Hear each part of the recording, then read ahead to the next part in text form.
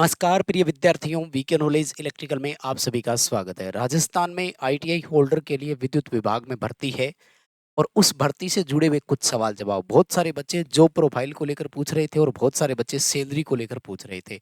आज की इस वीडियो में पॉइंट टू पॉइंट बात करेंगे। बहुत सारे सवाल और भी है, पहले लिख लेता हूँ नहीं तो भूल जाता हूँ। यहाँ पर बहुत सारे बच्चे अदर स्टेट वाले सवाल पूछते हैं और अदर स्टेट पे जानकारी मैं आपको बहुत पहले से वैसे दे चुका हूँ। एज को लेकर सवाल पूछते हैं, मेल फीमेल को लेकर भी सवाल आते हैं और इस पर मैं जो हमारा सेकंड चैनल है सिलेक्शन सफर वाला, उस पर भी वीडियो बनाकर आपको जानकारियां दे चुका हूं, लेकिन फिर भी डिटेल से बात करेंगे। सो कंप्लीट पूरा वीडियो लास्ट तक जरूर देखना। उम्मीद करता हूं इस वीडियो के बाद आपको इस भर्ती से जुड़े हुए शायद कोई भी सवाल बचेगा, कोई डाउट नहीं बचेगा। पॉइंट टू पॉइंट चर्चा करेंगे, कंप्लीट वीडियो लास्ट तक देखना। चैनल से पहली बार जुड़े हैं तो सब्सक्राइब कर लीजिए। हम इसी तरह का अपडेट, कंटेंट और न्यूज नोटिफिकेशन इस चैनल पर प्रोवाइड करवाते हैं। साथ ही डिस्क्रिप्शन में लिंक दिया गया है, हमारा टेलीग्राम ज्वाइन कर लीजिएगा। भर्तियों से संबंधित जितने भी अपडेट्स होते हैं टेलीग्राम पर ही प्रोवाइड करवाते हैं। आंसर की आ गई, एग्जाम डेट आ गया, ऑब्जेक्शन लगा दो, जितने भी है सब डिटेल आपको टेलीग्राम पर मिलते रहते हैं। सो अगर सूचनाओं से जुड़े रहना है तो हमारे साथ टेलीग्राम पर जुड़े रहें। आइए एक नज़र डालते हैं वैकेंसी पर और सबसे पहले हम बात करते हैं यहाँ जो यार क्वालिफिकेशन और वो नोटिफिकेशन में सबको पता है 10+ आईटीआई चाहिए। जो बेसिक चीजें हैं, 3 सवाल ये जो सामने आए थे, सबसे पहले इन पर ही चर्चा कर लेता हूँ। और इसी के साथ एक और याद आ गया, तो वो है अपियरिंग वाले, क्योंकि बहुत सारे बच्चे जो अभी एग्जाम दे रहे हैं ना वो वाले। तो देखो यहाँ पर अदर स्टेट भर सकते हैं, कोई दिक्कत नहीं है। चाहे आप यूपी से है, बिहार से हैं, उड़ीसा से है, मध्य प्रदेश से है, झारखंड, गुजरात, पंजाब, हरियाणा, दिल्ली, जहाँ कहीं से भी हो आप भर सकते हैं। लेकिन आपको ध्यान रखना है कि आपको अनरिजर्व कैंडिडेट की तरह ट्रीट किया जाएगा। जितने भी क्राइटेरिया है, आपको सारे क्राइटेरिया अनरिजर्व के फॉलो करने होंगे। एक भी रिलैक्सेशन आपको नहीं मिलेगा। यानी एज अनरिजर्व की आपको देखनी होगी, मेरिट अनरिजर्व की फाइट करनी होगी, सीटें जितनी भी है अनरिजर्व में ही आप कर सकते हैं। फॉर्म की फीस जो है वो अनरिजर्व की ही आपको भरनी होगी, लेकिन भर सकते हैं। 2% 5% कोटा। अब इमोशन हो के कोई इनोसेंट बच्चा कमेंट करेगा कि सर 5% कोटा है क्या, तो भाई राजस्थानी इतने भोले नहीं है। फिर वो सारे बच्चे झाग जाएंगे और वो नीचे आकर कमेंट करेंगे, हाँ भाई यहाँ 5% ही बच्चों को लेते हैं ये वो, फिर तुम पीछे हट जाते हो। यहाँ कोई रिजर्वेशन और कोई कोटा नहीं है। अनरिजर्व की सारी सीटों पर अगर अदर स्टेट वाले आ जाएंगे तो आ जाओ जाए। ओपन मार्केट है ये, कहते हैं ना खुली भर्ती, इसी को ही खुली भर्ती बोलते हैं। एज की मैं बात करूं तो ध्यान से देखना, यहाँ दो भर्तियां हैं दरअसल। एक है उत्पादन निगम में, यानी RVUN, राजस्थान विद्युत उत्पादन निगम, और एक है विद्युत वितरण निगम, जयपुर, जोधपुर और अजमेर, तीनों डिस्कॉम कंपनियों की मैं बात कर रहा हूँ। यानी टोटल 4 निगमों में भर्ती है यहाँ पर। तो जो आरविनल है उसमें अनरिजर्व की 18 से लेकर 31 साल है और वितरण वालों में 18 से लेकर 30 साल की एज है। ये जब एक बार बीच में 250 पदों पर नोटिफिकेशन आया था तो उसमें इसका जिक्र हो चुका है। 250 थी कि 216, सॉरी 216 थी। 150 आरएनएल में और 66 जयपुर डिस्कॉम में थी। तो उस नोटिफिकेशन में आ चुका है और कोई चेंज नहीं होगा। आपको एक बात और बताऊं, इसका टॉपिक वाइज सिलेबस टेक्निकल का, राजस्थान जीके का, मैं पहले ही वीडियो दे चुका हूं। आप जरूर जाकर देखना, इसी चैनल पर है।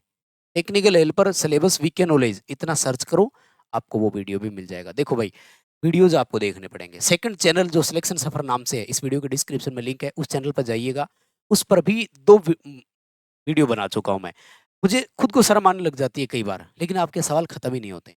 इन सवालों पर पहले चर्चा हो चुकी है, लेकिन फिर भी आपके सवाल आते हैं, तो फिर वीडियो बनती है। और मैं कई बार लोगों को देखता हूँ, एक ही टाइटल 10-10 वीडियो होते हैं उनके चैनल पर। मैं सोचता हूँ ऐसा क्यों, लेकिन वो अब मुझे लगता है कि सही है यार, क्योंकि बच्चों के सवाल पूरे नहीं होते।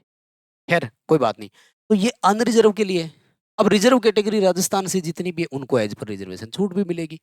जैसे ओबीसी को 3 साल की, SC ST को 5 साल की, फिजिकली हैंडीकेप्ड को भी मिलेगा। उत्पादन निगम में महिला को एज में भी छूट है, सीटें भी रिजर्व है। अब मैं 2-3 चीजें यहाँ पर क्लियर कर देता हूँ, मेल फीमेल वाले पर बाद में करूंगा। पहले अपियरिंग पर आ जाता हूँ। तो अपियरिंग वाले यस भर सकते हैं। यदि अभी आपने एग्जाम दिया आईटीआई का, तो इनको डॉक्यूमेंट वेरिफिकेशन के समय रिजल्ट चाहिए, तो तब तक आपका रिजल्ट आ जाएगा, क्योंकि इसमें प्री और मेंस 2 पेपर होंगे। एक प्री नाम से होगा, एक मेंस नाम से पेपर होगा, तब तक आपका रिजल्ट आ चुका होगा। इसलिए अपीयरिंग वाले सारे भर देवे। अब मैं आ जाता हूँ मेल फीमेल के लिए। तो ध्यान से देखना, अगर आप राजस्थान विद्युत उत्पादन निगम की बात करते हैं तो यहाँ पर मेल और फीमेल दोनों के लिए अलग अलग कोटा है और इनकी सीटें रिजर्व है। यानी मेल की अलग सीटें हैं और फीमेल की अलग सीटें हैं। अपनी अपनी में सीटें में भरो और बात खत्म, कोई समस्या नहीं है। लेकिन अगर मैं विद्युत वितरण निगम लिमिटेड कंपनियों की बात करूं, जयपुर, जोधपुर और अजमेर, इन तीनों वितरण कंपनियों की मैं बात करूं, तो यहाँ पर मेल और फीमेल दोनों एक कॉमन मेरिट में होते हैं। यहाँ पर महिलाओं के लिए अलग से सीट रिजर्व नहीं है। फीमेल अच्छे नंबर लाएंगे, सिलेक्शन होगा, कोई बाउंडेशन नहीं है। बाहर नहीं करेंगे, लेकिन अलग से सीट रिजर्व नहीं है। समझ रहे मेरी बात को? तो मुझे लगता है कहीं ना कहीं ये फायदा भी है। सीट अलग से नहीं आती है तो ज्यादा सीटों के लिए चांस मिलते हैं आपको, मुझे लगता है। तो यहाँ पर आप अनरिजर्व से हैं, ओबीसी से हैं, एससी से हैं, एसटी से हैं, ईडब्ल्यूएस से, किसी भी कैटेगरी से हो आप, वही रिजर्वेशन वाले कॉमन नियम, मतलब as a male candidate treat किया जाएगा। कोई वो भेदभाव नहीं होगा यहाँ पर। हाँ, एक जगह आपको प्राथमिकता मिलेगी, डॉक्यूमेंट वेरिफिकेशन और ज्वाइनिंग के टाइम। काउंसलिंग में आपको प्रायोरिटी जरूर मिल जाती है, मतलब पहले बुलाते हैं वो डॉक्यूमेंट में। और कोई वो नहीं है ज्यादा, मतलब ठीक है। मतलब अंकों में छूट नहीं है, मेहनत आपको लड़कों के बराबरी करनी है और नंबर अच्छे आपको लाने हैं। तो हो गए सवाल जवाब सारे खत्म। प्लीज वीडियो को बिना लाइक के नहीं जाएंगे, बहुत मेहनत लगती है यार। आपको लगता होगा कि ठीक है बस बताया, हाँ जी ठीक है, खबर मिल गई। नहीं यार, बहुत मेहनत लगती है। आप समझ नहीं सकते मेरी बात को कि मैं क्या बोल रहा हूँ। इतने थके हुए होते हैं फिर भी, लेकिन नहीं कहिए अपडेट पर वीडियो बनाएंगे। प्लीज बिना लाइक के नहीं जाएंगे। करो चैनल सब्सक्राइब, क्योंकि चैनल पर हम देंगे आपको वो कंटेंट जो शायद इस भर्ती में आपकी नैया पार लगवाएगी। अब आपको हमारे ऐप में राजस्थान जीके के साथ टेक्निकल का भी कंटेंट मिल रहा है। मेरे दोस्त, ये भर्ती छोटी नहीं है, और थोड़ी सी एक्स्ट्रा मेहनत कर लो। जितनी रेगुलर यूट्यूब ये वो जहां से भी पढ़ रहे हो ठीक है, लेकिन एक सुव्यवस्थित फोल्डर भी आपके पास होना चाहिए, जहां से जब मन करे टॉपिक खोले और पढ़ें। जब जी किया कि यार मैं तो समतुल्य स्टार डेल्टा में कंफ्यूज हो रहा हूँ, तो आइए ना ऐप में भाई, फोल्डर ओपन कीजिए, समतुल्य स्टार डेल्टा की स्पेशल फोल्डर क्लास, नाम टाइटल से ही मिलेगा। खोलो पढ़ो, डाउट दूर। आइए, आपको Rajasthan GK, technical, e notes, test series, सब कुछ मिलेगा। राजस्थान जीके की नई क्लासेज शुरू हो चुकी है। इसमें टेक्निकल का एक कंप्लीट फोल्डर आपको मिलता है। जो टॉपिक मन करे वो पहले पढ़ो, और एक नया बैच साथ में चलता रहता है, यानी डबल डबल क्लासेज मिलती है आपको। तो फुल कंटेंट है। एक बार यकीन करके मौका दीजिए हमें। सिलेक्शन हो जाता है, एक दिन की सैलरी में ये भरपाई होती है। इसलिए डाउट नहीं रखना है, विश्वास करके आइए। आ जाओ, इस पर एक नज़र डालते हैं। ये अभी रिसेंट जून महीने की पे स्लिप है। आपकी भी ऐसी ही डाउनलोड होगी, चिंता मत करो। पहले मैं बताता हूँ सैलरी मिलती कैसे है। तो राजस्थान में जितनी भी भर्तियां होती है, यहाँ पर आपको 2 वर्ष का प्रोबेशन टाइम निकालना पड़ता है भाई। प्रोबेशन ट्रेनी बोला जाता है, प्राविक्षिक प्रशिक्षणार्थी बोल दो, इस तरह से मतलब होता है। प्रोबेशन ट्रेनी बोला जाता है, और इस 2 साल के दौरान आपको केवल और केवल फिक्स सैलरी मिलती है और कुछ नहीं मिलती। ठीक है ना? और वो सैलरी है 13,500 रुपये बस, मात्र। इसमें से भी 12% आपका पेंशन कट जाएगा। अब ओपीएस कहलाती है, दे दिया है। पहले सीपीएफ हुआ करता था, ओपीएस नहीं तो आप सीपीएफ मानकर चलो। ये तो कटेगा ही कटेगा। आपको इसका 88% ही मिलेगा, और कुछ भी नहीं। कोई डीएनएस अलाउंस नहीं है, कोई अदर अलाउंसेज नहीं है। फंडा क्लियर है? लेकिन मेरे दोस्त, जैसे ही रेगुलर हो जाओगे, रेगुलर होते ही आपको देखो क्या मिलेगा। Basic, DNS allowance, HRA, electricity allowance, यानी टोटल 4 चीजें मिलेगी। और आप जब तक रेगुलर हो जाओगे, अभी 2025 चल रहा है, 26 27 आ जाएगा भर्ती होते होते। मान लेते हैं कि 26 में कंप्लीट भी होती है, ज्वाइनिंग होते होते 26 निकल जाता है, तो 27 28 29, तो 2029 में वेतन आयोग भी तो आ रहा है। और उस वेतन आयोग में बता रहे हैं इस बार कि 2.94 के आसपास आपकी सैलरी हो जाएगी, यानी जितनी आज होगी उतनी। ये मानकर चले कि जिसकी 20,000 बेसिक है उसकी 50,000 होने वाली है, ये समझ लीजिए। बेसिक की बात कर रहा हूँ मैं। जैसे अभी ये लेटेस्ट पहली 100 आपका सैलरी मिलेगा। आप परमानेंट जैसे ही हो जाते हैं, टेक्नीशियन थर्ड आपको नाम दिया जाएगा, लेवल 4 में आपको रखेंगे। पोस्ट का नाम होगा टेक्नीशियन थर्ड, लेवल 4 में आपके रखेंगे, जहाँ 2,000 आपका जीपी कहलाता है, ग्रेड पे 2,000। इसका पहला बेसिक होगा आपका 19,200 रुपए। कितना? 19,200। इस पर महंगाई भत्ता मिलेगा आपको, डीएनएस अलाउंस, और मकान किराया भत्ता मिलेगा आपको 10%, ठीक है ना? और इलेक्ट्रिसिटी अलाउंस मिलेगा 150 रुपए, वो फिक्स है। और आपका थोड़ा-सा कट भी जाएगा जीपीएफ के नाम से 12%, जो वो मैंने बताया था। कट-पिट करके आपको ये देखो, इस बच्चे को पहली सैलरी 28,000 रुपए आस-पास मिली है। अभी लेटेस्ट की है ये, और जो 2022 वाली भर्ती के बच्चे हैं वो रेगुलर हो चुके हैं, है ना? राज ईआरपी के नाम से वेबसाइट होती है, उस पर आप बिल्कुल जहाँ से चाहें वहाँ से अपना लॉगिन जो है वो कर सकते हैं। समझ में आ रहा है फंडा क्लियर क्या है? कि कुल मिलाकर के 2 साल के बाद आपको कुछ ठीक-ठाक मिल जाता है ना? अब आता हूँ मैं गुरुजी, प्रमोशन कैसे होते हैं? बहुत बढ़िया, शानदार तरीके से। देखो, पहले आपका 2 वर्ष पीटी रहेगा, ठीक है ना? लेकिन अच्छी बात ये है कि इस प्रोबेशन टाइम को आजकल सर्विस में काउंट, अरे क्या हुआ? आजकल इसको सर्विस में काउंट किया जाने लग गया है, तो ये 2 वर्ष आपकी सेवा कहलाएगी।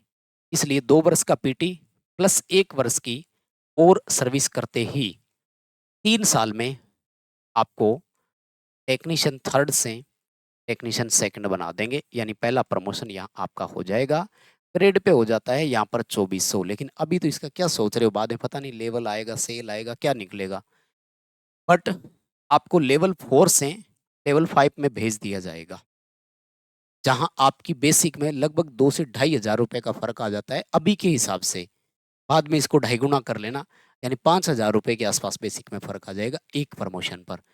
कुल मिलाकर के ये वाला बेसिक आपका 21,800 रुपए के आसपास हो जाता है पहले ही प्रमोशन पर, यानी 3 साल की नौकरी के बाद।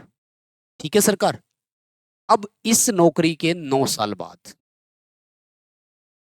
इस नौकरी के 9 साल बाद लेवल 5 से आपको लेवल 8 में ले आएँगे, जहाँ लगभग आपका आज के हिसाब से आई थिंक 29,600 या 29,500 बेसिक होगी। या टाइम बाउंड प्रमोशन लागू होते हैं, समय से पहले प्रमोशन नहीं होगा, ये ध्यान रखना है। वर्ष 2019 में TWSR, technical workman service regulation 2019 promotion नीति बनी थी, जिसमें टाइम बाउंड प्रमोशन स्केल को लागू किया गया था राजस्थान विद्युत विभाग में। और उस time bound scale promotion scale के तहत आपको एक फिक्स समय के बाद ही प्रमोशन मिलेगा।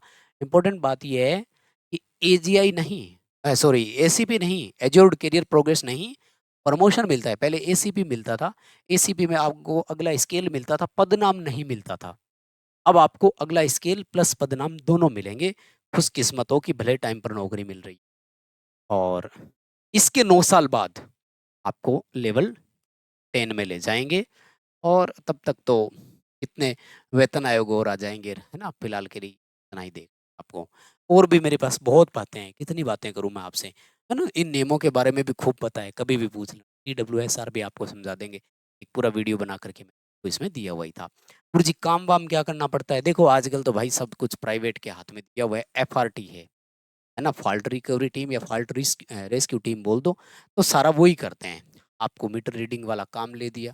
ज़्यादातर अभी फ़िलहाल सरकारी कर्मचारी यही कर रहे हैं, मीटर रीडिंग ले रहे हैं। इसके अलावा रिकवरी ज़्यादातर सरकारी वालों से ही करवा रहे हैं। मतलब किसी का पेंडिंग बिल पड़ा है, कि जाओ किसी को थोड़ी बहुत गोली दो लेकिन बिल भरवाओ उससे, है ना? डराओ धमकाओ लेकिन बिल भरवाओ कि तेरा कनेक्शन काट देंगे, बिल भर दे। ये वाले ज़्यादा, ये 2 ही काम है मेन तो आजकल, और कुछ नहीं है। काम तो सारा ख़ैर प्राइवेट वाले ही कर रहे हैं। बात कुल मिलाकर के पैसों के लिए है तो ठीक-ठाक अच्छा गुज़ारा हो जाता है, घर के पास नौकरी जब तभी हो ट्रांसफ़र हो जाता है, अब तो नहीं होता है वैसे, लेकिन हो जाता है। और इम्पोर्टेंट चीज़ ये है कि एक सरकारी कर्मचारी के लिए साल में 3 बार सैलरी बढ़ जाती है। 2 बार डीएनएस अलाउंस यानी महँगाई भत्ता, और एक लगता है एजीआई, एनुअल ग्रेड इंक्रीमेंट बोलते हैं उसे, जो लगभग 600 से 700 रुपए के आसपास होता है, हर साल बढ़ जाता है, और 2 ये। तो कुल मिलाकर के 1500 2000 के आसपास सैलरी हर साल बढ़ जाती है, ये कहा जाता है ऐसा। जितना मुझे पता है खैर। अपडेट इतना ही था। आई होप कि जो ज़रूरत थी वो चीज़ें आपको मिली। प्लीज़ वीडियो को बिना लाइक के नहीं, सवाल खत्म नहीं होते। रह गया हो तो फिर कर देना कमेंट। कभी संडे लाइव में फिर करेंगे चर्चा। बहुत धन्यवाद, शुक्रिया। Thank you very much. Like कर दिया?